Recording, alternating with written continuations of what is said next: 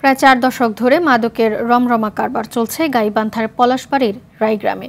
উত্তরাঞ্চলের অনেকের কাছেই গ্রামটি হিরোইন পল্লী হিসেবে পরিচিত।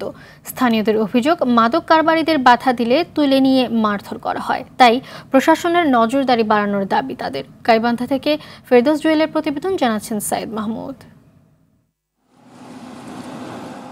গাইবান্ধার পলাশবাড়ি পৌর শহর থেকে 1 কিলোমিটার দূরে রায়গ্রাম।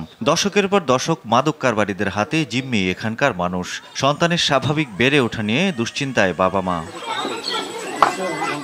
স্থানীয়রা জানান, প্রায় 4 দশক আগে রায়গ্রামের বাসিন্দা আব্দুল জব্বারের হাত ধরে মাদক ব্যবসা শুরু হয়। জব্বার মারা যাবার পর তার বংশধররাই ব্যবসা চালিয়ে যাচ্ছে।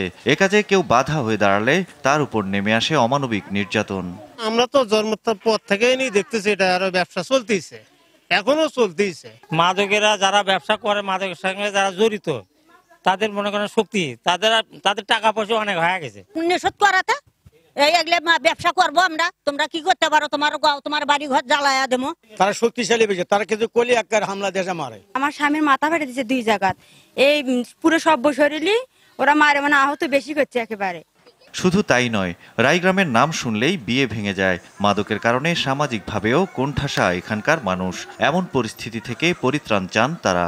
মাদকের ব্যবসা সবাই কয় সব গ্রাম, 4 গ্রামটা খারাপ। বাচ্চা কাচ্চা বিয়ে দিতে পারি না, বিভিন্ন সমস্যা।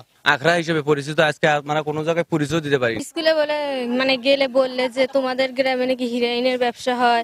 এই এলাকার জনগণ চায় এই রায়গ্রাম মাদক মুক্ত হোক। পুলিশ জানায়, গ্রামটিকে দ্রুত মাদক মুক্ত করতে প্রয়োজনীয় পদক্ষেপ নেওয়া হবে।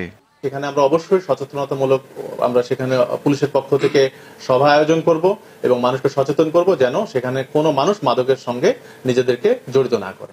সাইদ মাহমুদ, RTV।